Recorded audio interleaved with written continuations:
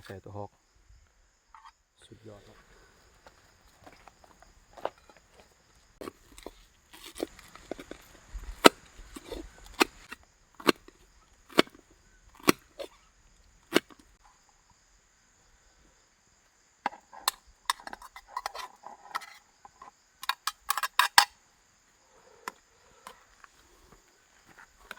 โอ้โถ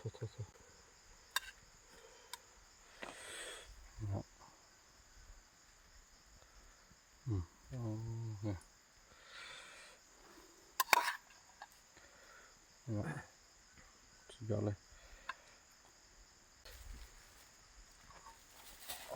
จับเจียวเนาะนี่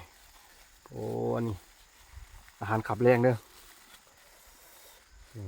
แกงใส่ตัวฮอกสุดยอดเนาะอืมอืมเอาเลยครับ